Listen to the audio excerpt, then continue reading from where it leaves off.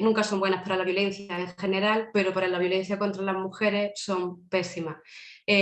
Por ejemplo, durante la crisis del ébola en África Occidental, durante los años, en el bienio 2014-2016, todo lo que hasta ese momento se venía haciendo en prevención y en atención a la violencia de género quedó totalmente paralizado, pero no solamente en atención a la violencia de género, sino también los sistemas sanitarios quedaron totalmente pendientes de lo que era esa epidemia de ébola pues bueno, todos los temas de salud materno-infantil quedaron relegados a un segundo plano. Ese era el miedo y el temor que teníamos desde el primer día en el que, bueno, pues desde aquel 13 de marzo en el que el gobierno español decide que vamos a pasar a un confinamiento domiciliario muy estricto, en principio durante 2 semanas, que posteriormente pues se alargó mucho más tiempo. Entonces, pues ante ese temor y ese impacto, que no era solamente nuestro, de nuestro equipo de investigación, que también ya las grandes organizaciones internacionales como Naciones Unidas o la Organización Mundial de la Salud empezaron a advertir, pues bueno, desde ese momento intentamos ir recopilando todas estas medidas con la intención de, pasado el tiempo, poder hacer evaluación. Y justo eso es lo que vengo a contarles. Voy a explicar cómo se aborda, cómo se trabaja y se gestiona con la violencia de género aquí en España y además qué hemos hecho durante la época de COVID-19 y qué resultados hemos visto hasta el momento. Sí que me gustaría empezar poniendo un poco en contexto, por si alguien no conoce cuál es el contexto de la atención a la violencia de género en España. Lo cierto es que fuimos un país pionero en lo que se refiere a la protección integral contra la violencia de género, porque nuestra primera ley es una ley orgánica que data del año 2004. El recién estrenado gobierno de José Luis Rodríguez Zapatero cumple una de sus promesas electorales, que era sacar adelante esta ley, y bueno, pues como veis fue la primera ley que se aprobó nada más entrar este nuevo gobierno. Es una ley integral porque incluye aspectos educativos, sociales, asistenciales, sanitarios, penales, incluye diferentes ámbitos, hasta 7 ministerios se implican en su desarrollo y además se basa en 3 pilares, o hasta el momento se ha basado en 3 pilares: la prevención de la violencia, la protección y recuperación de las víctimas, de las potenciales víctimas, y la persecución del delito. Fue aprobada por unanimidad en el Parlamento del Congreso de los Diputados y en su momento fue una ley muy pionera porque en Europa, por ejemplo, no existía ninguna ley pues de esta índole, ¿no?, específica para proteger integralmente a las víctimas de violencia de género.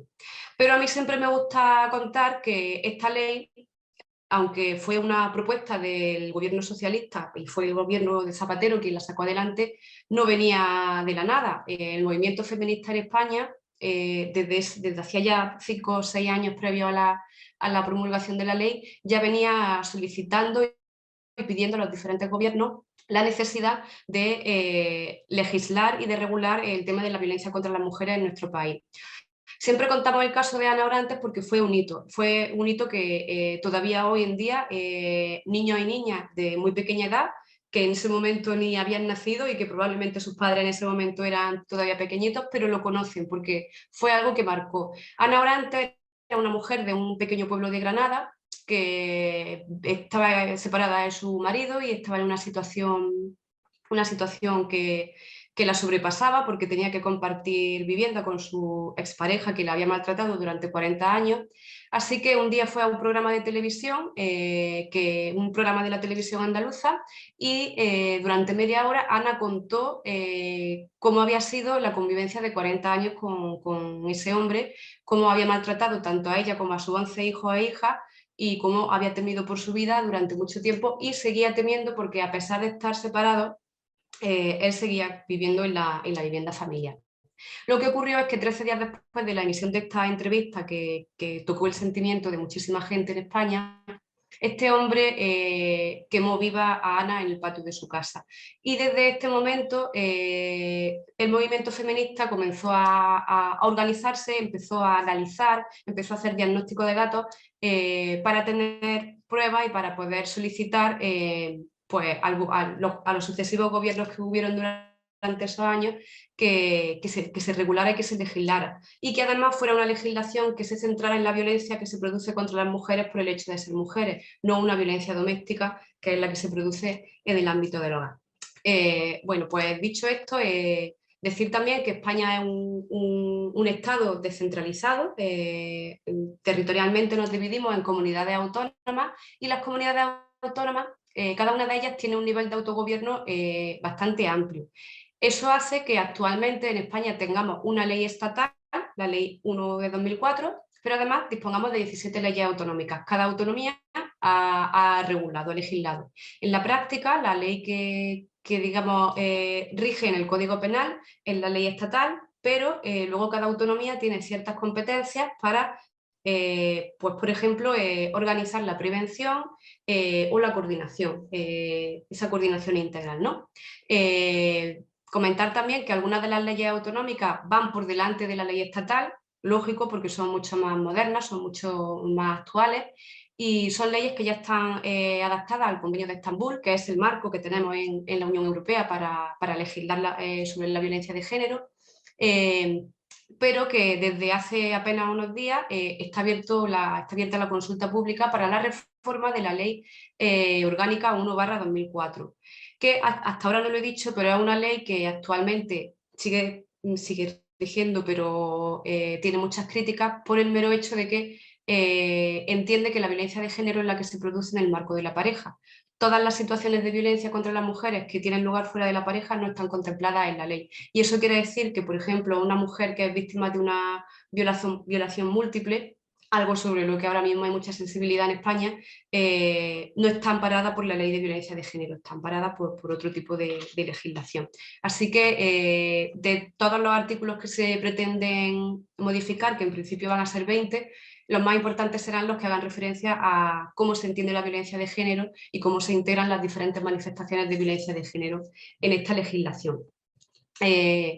Bueno, comentar también que desde el año 2004 en el que aparece esta ley integral, empiezan a desarrollarse diferentes herramientas que den respuesta a esa concepción de abordaje, atención integral a la violencia de género y basada en esos 3 pilares.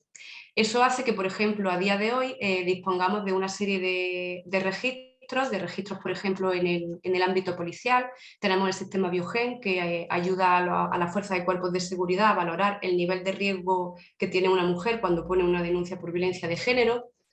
A nivel judicial tenemos el Observatorio contra la Violencia Doméstica y de Género, que publica trimestralmente y anualmente toda una serie de datos que nos ayudan a hacernos ideas de cómo es el problema en España.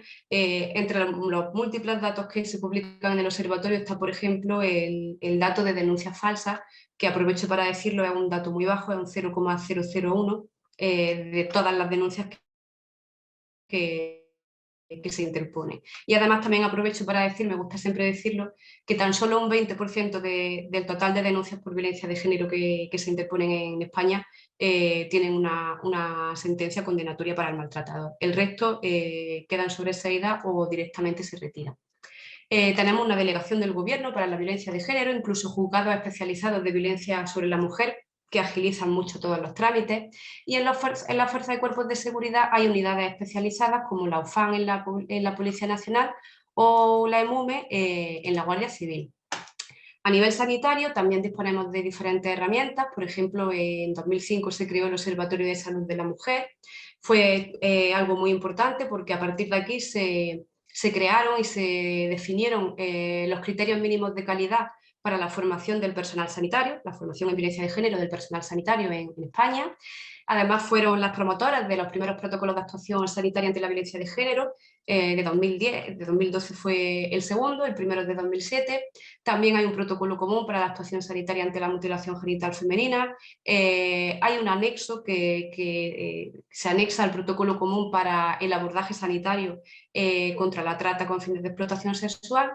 Y luego, como decía que España es un país descentralizado, pues por ejemplo en mi comunidad autónoma, en Andalucía, la Consejería de Salud dispone de la Reforma, que es una red de profesionales sanitarios y que está dirigida específicamente a la formación en identificación y detección y abordaje del maltrato a las mujeres desde el sistema sanitario.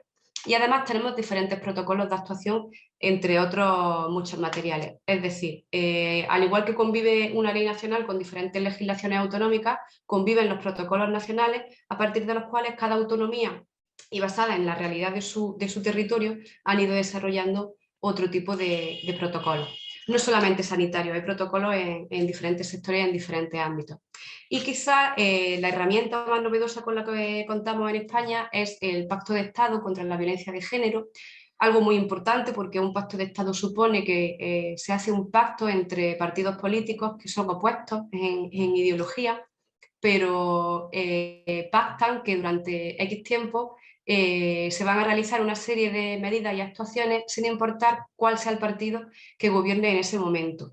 En España tenemos pocos casos de pactos de Estado. El primero se dio durante la transición democrática, en los años 90 hubo otro pacto para el sistema de pensiones, posteriormente hubo un pacto contra el terrorismo y el más reciente, pues el de 2017, que es el Pacto de Estado contra la Violencia de Género. Es muy importante porque además está dotado de una gran cantidad presupuestaria que hace que el Estado transfiera una serie de presupuestos anualmente a los ayuntamientos y a las comunidades autónomas para que desarrollen diferentes actuaciones englobadas en 10 ejes de actuación y 292 medidas diferentes. Y bueno, una vez comentada de manera muy breve cómo es, qué herramientas, ¿no? cómo se atiende al problema de la violencia de género en España, voy a contaros algunos datos de cuál es la situación. Como siempre solemos decir, los asesinatos machistas solo son la punta del iceberg. No tenemos que fijarnos solo en el número de mujeres que son asesinadas anualmente, tenemos que ver todo lo que hay debajo de ese iceberg de la violencia, que en la mayoría de las ocasiones permanece oculto. Pues en España tenemos una media de 143.000 denuncias anuales por violencia de género, que como digo, solamente un 20% llegan a ser condenatorias. Una media de 59 mujeres asesinadas anualmente por su pareja o expareja desde el año 2003, que fue cuando oficialmente comenzaron a registrarse estos asesinatos. A día de hoy son 1.118 asesinatos en total, pero si en lugar de los datos oficiales, que son los que recoge el gobierno, tuviésemos en cuenta los datos que recogen algunas ONG, como por ejemplo feminicidio.net, la cifra se dispara y, por ejemplo, en los últimos 10 años tendríamos un total de 1.255 mujeres. Porque claro, en este cómputo que se hace de manera extraoficial están incluidos todos aquellos casos de asesinatos que no tienen lugar en el ámbito de una pareja o expareja. Además, en 2013 empezaron a contabilizarse los menores que eran asesinados por su padre como una forma de dañar a la madre, y a fecha de hoy tenemos 44. Pero además, como decía, debajo de todo esto, que son los datos que probablemente llaman más la atención, lo que encontramos es que una de cada 2 mujeres en España han sufrido algún tipo de violencia machista a lo largo de su vida. Casi un 60% ha sufrido algún tipo de violencia, bien sea en el ámbito de la pareja o fuera de la pareja. Y bueno, ¿y qué pasó durante la pandemia por COVID-19? Visto cuál era el panorama en España en febrero de 2020, pues ese 13 de marzo, cuando el gobierno decide que durante 2 semanas estaríamos sometidas a un confinamiento domiciliario bastante estricto, veníamos de intensos debates en los medios de comunicación acerca del papel que habían tenido las manifestaciones del 8 de marzo, que en concreto en ese año de 2020 fueron bastante numerosas. Y de repente, pues bueno, vemos que tenemos que quedarnos en casa y que hay situaciones que no están previstas, como por ejemplo, qué hacemos con estas mujeres que estaban iniciando ese proceso de salida de la violencia, esas mujeres que estaban asistiendo a los servicios de atención integral y que estaban, pues bueno, por ejemplo, a la espera de que una psicóloga la atendiera o de que una asesora jurídica pudiera hacerse cargo de su caso. Bueno, como decía al principio, las instituciones internacionales, ONU, OMS, empezaron a dar una serie de recomendaciones a los estados acerca de cómo debería de abordarse el problema de la violencia. No solamente la violencia contra las mujeres, sino la violencia contra personas mayores, la violencia contra niños y niñas y la violencia contra grupos que podían ser más vulnerables, que son vulnerables de por sí, pero que en esta situación podían ser aún más vulnerables. Pues bien, a día de hoy lo que sabemos de lo poquito que se ha podido evaluar es que muy pocos países implementaron planes de acción específicos o políticas específicas. Y además la mayor parte de la investigación de la que disponemos ahora mismo procede pues, de grupos de investigación como el mío, que nos dedicamos a recopilar medidas. En los inicios lo hicimos a través de prensa, la información que había en los medios de comunicación, pero poco a poco van apareciendo informes. Por ejemplo, el Instituto Europeo de Igualdad publicó hace unos meses un informe bastante bueno sobre qué tipo de medidas se habían implementado en los países de la Unión Europea, en los 27 países que componen la Unión Europea actualmente. Bueno, pues en España lo cierto es que la respuesta fue bastante rápida, porque justo 2 días después del 16 de marzo, que fue cuando oficialmente empezábamos con el confinamiento, se anunció el día 13, pero lo iniciamos el día 16, y el día 18 el Gobierno anunció un plan de contingencia contra todas las formas de violencia de género ante la crisis del coronavirus. Pero además, justo a final del mes de marzo, se promulgó un Real Decreto Ley de medidas urgentes para proteger y asistir a las víctimas de violencia machista. Estas dos medidas son muy importantes porque fueron la manera de blindar todo lo que se venía haciendo. Los servicios de atención a la violencia de género se consideraron como servicios esenciales y eso quiere decir que legalmente son servicios sin los cuales la seguridad y la integridad de la comunidad o de una parte de la sociedad estarían en peligro o se verían severamente afectados, con lo cual fue muy importante porque en ningún momento la asistencia dejó de ofrecerse a las mujeres que eran víctimas de violencia de género.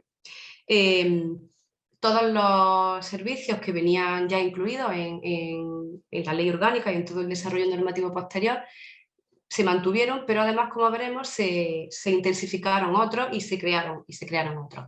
Por ejemplo, la Organización Mundial de la Salud recomendó contar con los recursos adecuados y en este caso el Gobierno de España lo que hizo fue esos fondos del Pacto de Estado contra la Violencia de Género que anualmente se transfieren a las comunidades autónomas, lo que se hizo fue flexibilizar y facilitar el tipo de actuaciones y la justificación económica de las actuaciones para que tanto ayuntamientos como comunidades autónomas pudiesen organizarse con tiempo y prever de qué manera iban a llevar a cabo todas las actuaciones, sobre todo las actuaciones preventivas que ya estaban diseñadas para implementar, por ejemplo, en el sistema educativo a lo largo de todo el año.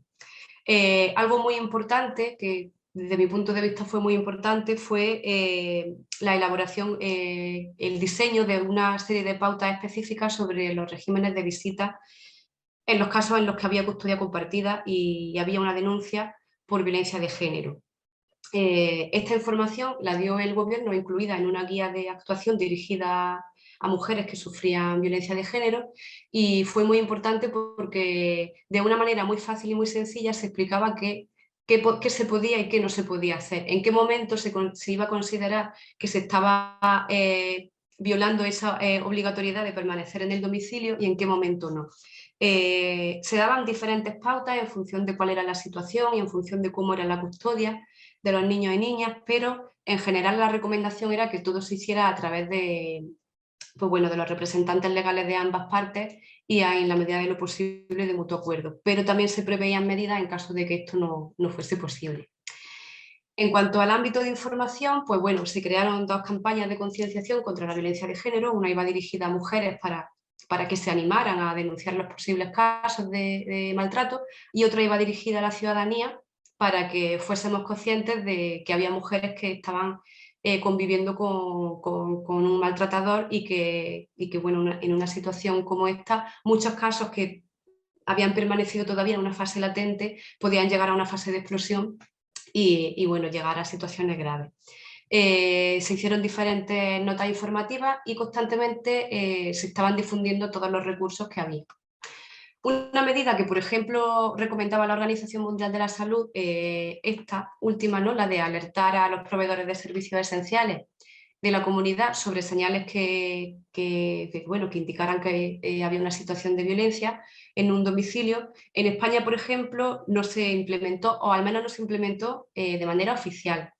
Hubo países como Francia y creo recordar que Irlanda también, que sí que lo hicieron, ¿no? Por ejemplo, se le dio una pequeña formación a los carteros y al personal de mensajería para que estuviera atento. Lo poco que se ha evaluado hasta el momento de esa medida, lo que dice es que en realidad es una medida bastante cara, que no tuvo mucho, que en realidad no tuvo mucho eco porque formar y sensibilizar en violencia de género no se puede hacer en tan poco tiempo. Son necesarios más días, más tiempo y además pues se podía poner en riesgo a muchas mujeres. Aquí os pongo algunos bueno, esta es la guía que se diseñó para mujeres y esto es parte de una de las campañas. En cuanto a prevención, las recomendaciones que hacía la OMS pues venían muy dirigidas a evitar esos factores que se supone que pueden ser factores estresores o factores de riesgo para la violencia. En España no se hizo nada al respecto, o al menos no se hizo nada según las recomendaciones que decía la OMS, pero, por ejemplo, en Groenlandia sí que se prohibió el alcohol con la finalidad de evitar abusos de niños durante la cuarentena. Sí que es cierto que en muchos países, no solamente en España, hubo una temporada, un periodo de la época de pandemia en la que se prohibió la venta de alcohol a partir de cierta hora. En España se prohibió a partir de las 6 de la tarde. Pero la finalidad no era evitar la violencia, la finalidad era evitar aglomeraciones y concentraciones de gente en los domicilios particulares. Así que no la hemos considerado una medida que sea preventiva de la violencia de género. Y en cuanto a las medidas de apoyo, pues bueno, además de la guía de actuación que he mostrado anteriormente, otra de las medidas fue poner a disposición de las comunidades autónomas y del gobierno diferentes alojamientos de régimen turístico para ofrecerlos a las mujeres y a sus hijos o hijas en caso de que fueran necesarios si en la red de casas de acogida no quedaba espacio. Sí que es cierto que hubo puntos, momentos muy puntuales en los que la red de casas de acogida, que en España serán aproximadamente unas 9 casas, unas 90 casas, perdón, más otros 90 centros de emergencia, hubo momentos en los que estuvieron un poco sobrepasados, pero todavía no disponemos de datos que nos permitan evaluar hasta qué punto esta medida fue efectiva. Lo que sí es cierto es que es una medida que se aplicó en muchísimos países y no solamente en establecimientos de régimen turístico, sino que hubo países en los que conventos o estadios deportivos se pusieron a disposición de las mujeres. Y bueno, las fuerzas y cuerpos de seguridad también llevaron a cabo algunas medidas, como por ejemplo incluir un botón de ayuda SOS en las aplicaciones que ya existían previamente, que no eran aplicaciones nuevas, ¿no? Las mujeres que están en una situación de riesgo extremo tienen un seguimiento constante por parte de las fuerzas y cuerpos de seguridad y pueden ponerse en contacto de manera inmediata, pero aún así se incluyó una nueva forma de poder ponerse en contacto en situación de peligro y de alerta. Otro de los servicios fue el servicio psicológico inmediato vía mensajería instantánea, vía WhatsApp, 24 horas al día, 7 horas a la semana.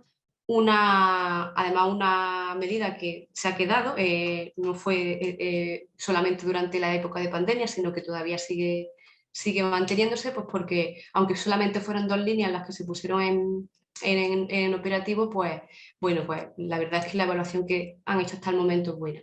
Y en cuanto a coordinación, lo que se hizo fue mantener actualizado el mapa de recursos autonómicos constantemente, tener en cuenta que además de lo que el Estado hizo, cada comunidad autónoma en el marco de sus competencias también fue implementando diferentes medidas y ese mapa de recursos al que se accede a través de la página del Ministerio de Igualdad estuvo siempre actualizado. Y finalmente lo de colaborar con otros sectores, la verdad es que aquí en España era una medida que ya se daba, es una medida integral que viene desde el año 2004 con la ley.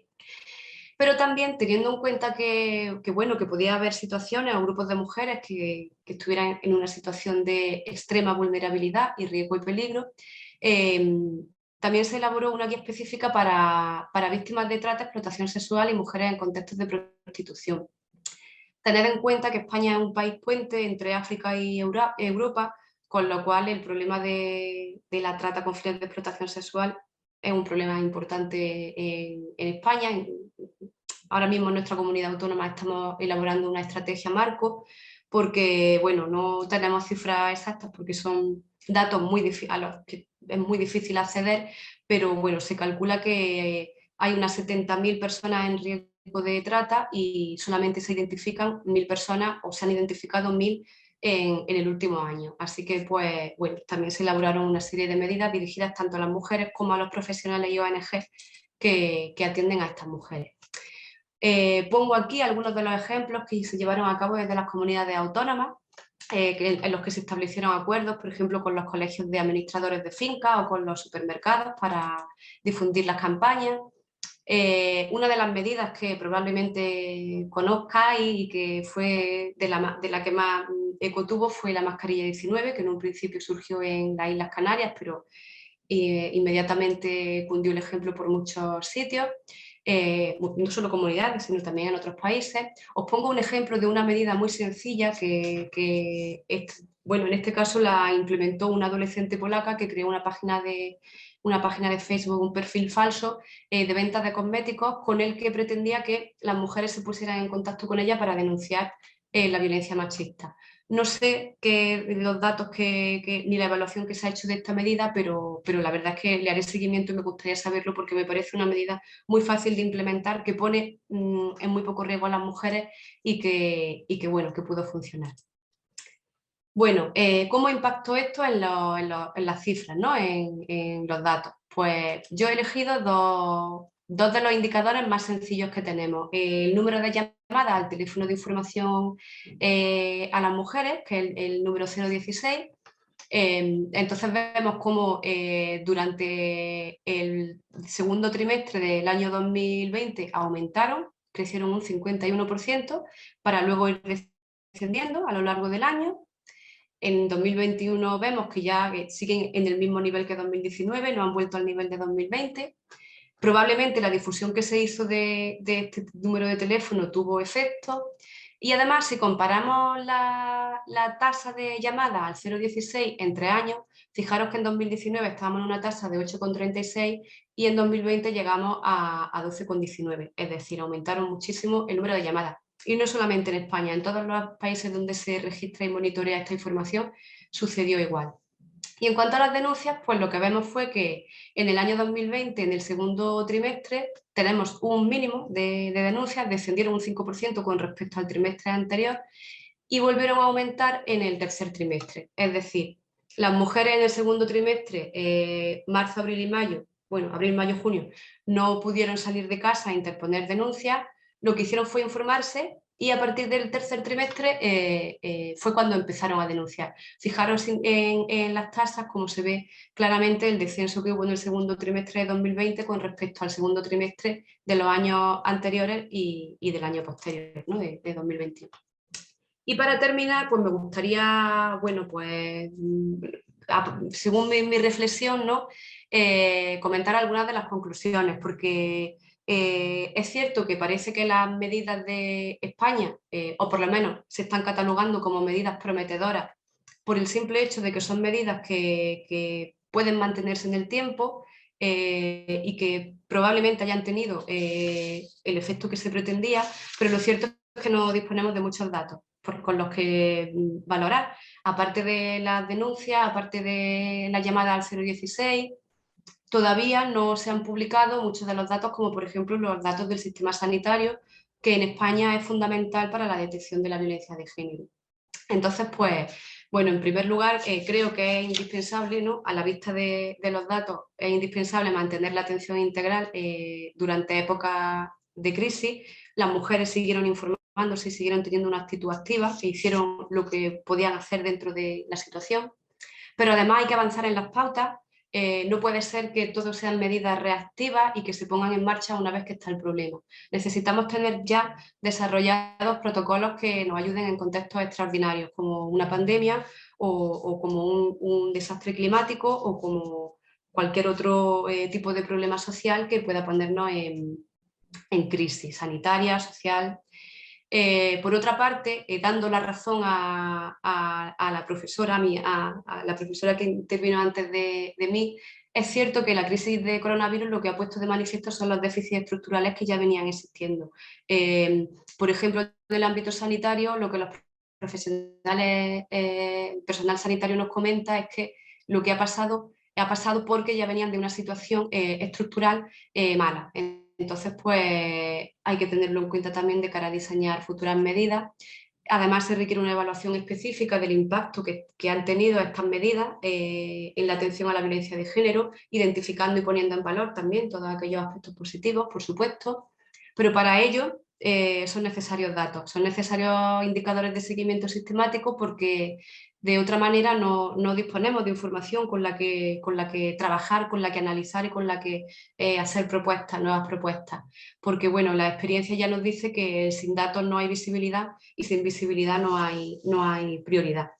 Y bueno, pues en definitiva lo que nos ha pasado en los 2 últimos años, pues ha puesto en evidencia que el supuesto estado de bienestar no era tan de bienestar, esas estructuras básicas pueden moverse y de hecho se han movido. Es cierto que en España no se ha paralizado la atención a las víctimas de violencia de género, pero sin duda ha tenido que afectar y bueno, tendremos que analizar y evaluar de qué manera podemos mejorar para un futuro, ¿no? Así que, sin nada más, agradecer de nuevo la invitación a este ciclo de conferencias tan interesantes y bueno, quedo a disposición de lo que deseen para cualquier pregunta que quieran hacerme. Muchas gracias, Guadalupe, por su exposición, muy pertinente en estos tiempos. Y bueno, vamos a la ronda de preguntas, pero previo a ello me gustaría mencionar unos datos de Ecuador, ¿sí? En relación justamente a estos temas de violencia de género. Y es que en Ecuador, de acuerdo a datos del gobierno, cada 72 horas hay un femicidio, ¿sí? Asimismo, entre el 60 y 65% de las mujeres han recibido algún tipo de violencia, ¿no? De género. También de acuerdo a estudios enmarcados en lo que es la economía violeta, dada la pandemia, el 48% de las mujeres perdió su empleo y el 28% renunció para cuidar a los familiares o también por temor a contagiarse. Y también, según otros estudios, aproximadamente 214 millones de dólares pierde el país por este tipo de violencia, ¿sí? Entonces, la primera pregunta, Guadalupe, es la siguiente. ¿Cómo afectan estos factores socioeconómicos, educación, condición socioeconómica en la violencia de género? ¿Existen diferencias? Porque sabemos que la violencia de género no diferencia, pero ¿existe alguna diferencia que lo agrava según estos factores socioeconómicos? ¿Y cómo esto también a su vez afecta el hecho de que las personas, las mujeres que han sufrido violencia lo denuncien? Gracias. Vale, muchas gracias, Alicia. Pues bueno, precisamente en salud pública, uno de los principales retos que tenemos desde que empezamos a investigar en violencia de género es identificar esos factores de riesgo. Nunca nos gusta hablar de perfil de mujeres maltratadas o perfil de mujeres víctimas, pero evidentemente para diseñar estrategias preventivas necesitamos conocer cuáles son los factores de riesgo para intervenir sobre ellos. Entonces, pues, por ejemplo, datos que siempre se repiten en cualquier estudio poblacional o en cualquier estudio epidemiológico. Evidentemente, el nivel socioeconómico influye mucho, a menor nivel educativo se observa un mayor riesgo de violencia, a un menor nivel de ingreso familiar también se observa un mayor riesgo. Por ejemplo, aquí en España las mujeres migrantes durante mucho tiempo se ha considerado como un factor de riesgo, pero hay que interpretarlo como lo que en realidad sucede es que hay una falta de apoyo social. El apoyo social es el principal factor de riesgo o factor protector, según como lo veamos, que tiene una mujer para sufrir violencia de género y para salir de la situación de violencia. Aquí en España el nivel socioeconómico, aunque pueda parecer que no afecta, puesto que cualquier mujer, independiente de cuál sea su situación administrativa, tiene acceso a poner una denuncia y acceder al sistema de atención integral, lo cierto es que cuando miramos los registros lo que vemos es que siempre son mujeres de un nivel socioeconómico muy bajo. Esto no obedece a la realidad, lo que sucede es que las mujeres de niveles socioeconómicos altos buscan salidas por otras vías. Ellas no acuden al sistema público a contar lo que les está sucediendo. Van a un psicólogo, a una psicóloga, contratan a un asesoramiento legal y lo hacen por otras vías. pero por supuesto que las mujeres de nivel socioeconómico alto y de estudios universitarios sufren violencia de pareja y violencia de cualquier otro tipo. Entonces, pues, claro, sí que afectan como factor de riesgo, pero también vamos a verlo como cuáles de estos son factores protectores.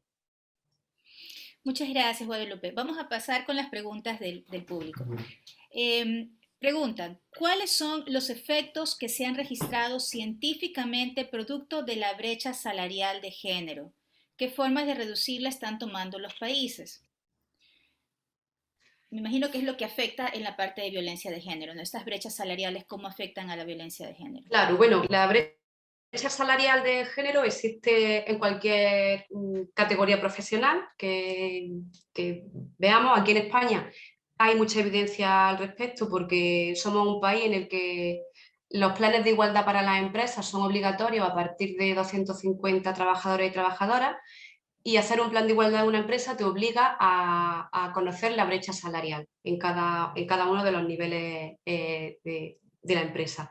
Entonces, hay una brecha salarial increíble casi en todos los niveles y claro, fijaros que en una época de pandemia, cuando una gran parte de la población se ha quedado sin acceso a recursos económicos, ha perdido su trabajo. En algunos casos, aquí en España, han estado los expedientes de regulación temporal de empleo, pero las ayudas han tardado muchísimo tiempo en llegar y las mujeres partimos ya de una situación de desigualdad porque todavía la tasa de empleo sigue siendo muy inferior a la del hombre. Se va equiparando poquito a poco, pero sigue siendo muy inferior, con lo cual no la brecha salarial, la brecha de género en general ha hecho mucha mella en este sentido. El problema es que vamos a tardar bastante tiempo. En España veníamos de una crisis muy grande de 2008 y todavía no nos estábamos recuperando, así que tardaremos tiempo todavía en reducir brechas. Gracias, Guadalupe. La siguiente pregunta es, ¿cuál es el fundamento de afirmar que los femicidios se derivan de la violencia de género y no de otras razones externas? Bueno, yo creo que es un problema estructural de desigualdad de género. Hay situaciones que pasan a las mujeres por el mero hecho de ser mujeres, independientemente de dónde vivas, cuál sea tu nivel socioeconómico o clase social o nivel educativo o con tu estatus administrativo. Eh, pues claro, es que solo ocurren, pues, es un problema estructural de desigualdad de género, yo no puedo verlo de otra manera. Eso no quiere decir que no reconozca que hay otros tipos de violencia. Por supuesto que hay otros tipos de violencia interpersonal, pero su causa, su origen está hay que buscarlo en otros sitios. Son problemas que hay que analizar de manera independiente. Gracias, Guadalupe. La siguiente pregunta nos dice, ¿podemos considerar que el aumento de la violencia de género es sinónimo de una decadencia de la sociedad en nuestro mundo en general? Es que yo lo del que haya un aumento de la violencia de género es una afirmación con la que no siempre estoy de acuerdo por el simple hecho de que hace muy poco que empezamos a monitorear y a evaluar estos datos. Por ejemplo, aquí en España hubo un informe muy importante que hizo el gobierno en el que se dijo que los adolescentes y las adolescentes eran muchísimo más machistas que los adolescentes y las adolescentes de los años 80. Pero no tenemos ningún estudio realizado en los años 80 en los que podamos afirmar que esas generaciones eran más o menos machistas. Yo creo que sí que hay una evolución. Lo que pasa es que la sensibilización cada vez es mayor, las mujeres cada vez se atreven más a denunciar públicamente, de manera formal o informal, los casos de violencia. Entonces, sí que estoy de acuerdo con la afirmación de que una sociedad donde hay altos índices de violencia de género es una sociedad que no es sana, pero no creo que esté aumentando la violencia de género, creo que está aumentando el reconocimiento del problema. Las denuncias también, ¿no? Las denuncias, la sensibilización, los canales a través de los cuales se denuncia, las redes sociales han supuesto un canal muy importante de denuncia y de información. Listo, Guadalupe. La siguiente pregunta dice, en España hay muchas instituciones que cuidan mucho la violencia de género, pero a pesar de esto, las cifras son muy elevadas. Quizás la educación está fallando para que no existan mejoras. Bueno, yo una pregunta que me hago mucho, porque yo, además de dedicarme desde el ámbito de investigación a violencia de género, pertenezco al movimiento asociativo feminista desde mi adolescencia, y a veces pienso que lo estamos haciendo mal, que hay algo que no estamos haciendo bien, cuando, por ejemplo, hoy en día todavía siguen acusándonos de las falsas denuncias por violencia de género, cuando hay estadísticas y datos que confirman y corroboran que el porcentaje es tan bajo que el mero hecho de investigarlo está suponiendo un desgaste de recursos económicos y de recursos humanos para el gobierno, cuando en otro tipo de delitos las denuncias tienen unos porcentajes mucho más altos. Pero yo creo que algo falla. La base está en la sensibilización y en la educación. A mí me consta que en España se hace prevención desde el año cero, para que no haya violencia en edades adultas. No sé si es que todavía estas generaciones no han llegado. Lo que sí sé es que son generaciones que ven desigualdades donde generaciones de hace 5 años no las veían. Entonces a mí eso me parece que es un punto de optimismo, ¿no? Que hay que tenerlo en cuenta. Pero desde luego algo en la prevención está fallando, no estamos llegando.